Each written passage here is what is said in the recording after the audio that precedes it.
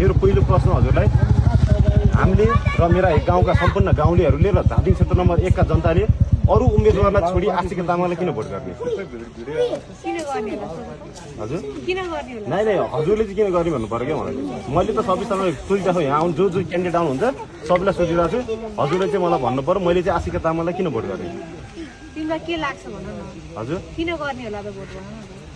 मैले त कहाँ भन्न सक्छु। त्यही त म तिमीलाई सोध्दैछु क्या। यो सुन्दा एउटै क्वेसन सुन्दा तपाईँको एजेन्डा घोषणा पत्र त यति लामा त्यो सुन्दा होइन, धारा छ, पानी छैन, बाटो छ, नाक सुनेर बस्नुपर्छ।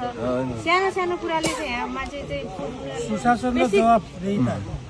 बेसिक निडहरू चाहिँ फुलफिल भएको छैन क्या।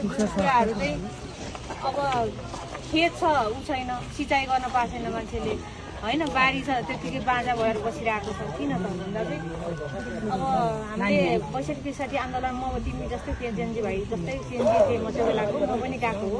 त्यस्तो दुःख गरेर हाम्रो यो पाता खालै गएर होइन पिटाइ खाएर आन्दोलन गरेर लिएर आयौँ। अनि त्यसपछि गएर माओवादी आउनुभयो होइन, उहाँहरूले केही गर्नु होला भन्ने हामीले आश गऱ्यौँ। तर गणतन्त्र स्थापना भएपछि त केही भएन नि त। 15 वर्षसम्म त केही पनि थियो होइन। अब विकास छ, न निल्नु न उकाल्नु भयो नि त होइन। यसलाई नै हामीले यसलाई कसरी सुशासनमा कसरी अलिक व्यवस्थित तरिकाले लाने होइन, जनताका मुद्दाहरू जनगुनासोहरूलाई यिनीहरूलाई कसरी सम्बोधन गर्ने, यसरी नै गर्ने। कसरी गर्न त पहिला ठाउँमा पुग्नु पर्यो नि भाइ। भिजन त हुन्छ नि त एउटा। भिजन कति भन्ने भाइ? तिम्रो भिजन धेरै छ। मैले त सुने छैन नि त। कस्तो सुनिया छ तिमीले? सुनिया छ भाइ?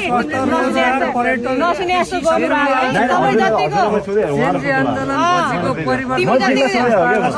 गर्नु मेरो काम भनेको नीति निर्माण गर्ने हो भाइ। बजेट पारित गर्ने हो। स्थानीय तहको जो वडा अध्यक्षज्यू हुनुहुन्छ, गाउँपालिका पालिका मेयरहरू हुन्छ, उहाँहरूले काम समन्वयन गरेर उहाँहरूले काम गर्ने हो।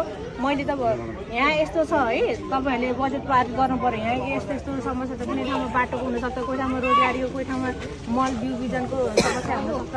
हरेक ठाउँको एउटै समस्या हुँदैन।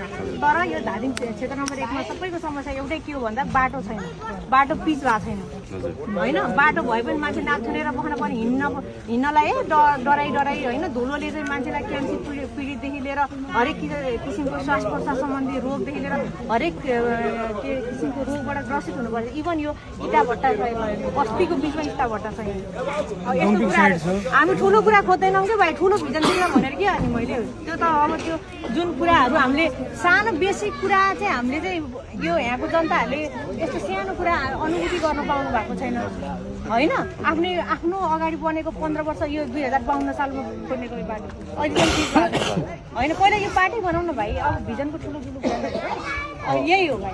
पहिला बाटो बनाउने होइन, 2 वर्षमा बन्ने बाटो अस्ति भन्नुभयो नि हाम्रो बालुन्जीले के अरे 2 वर्षमा बन्ने बाटो चाहिँ 20 वर्षमा पनि बन्दैन। तर 1.5 वर्ष 1.5 वर्षभित्र चाहिँ त्यो बाटो बनिसक्नुपर्छ। त्यो चाहिँ हाम्रो एजेन्डा हो भन्नुभयो नि, हो त्यही हो भाइ।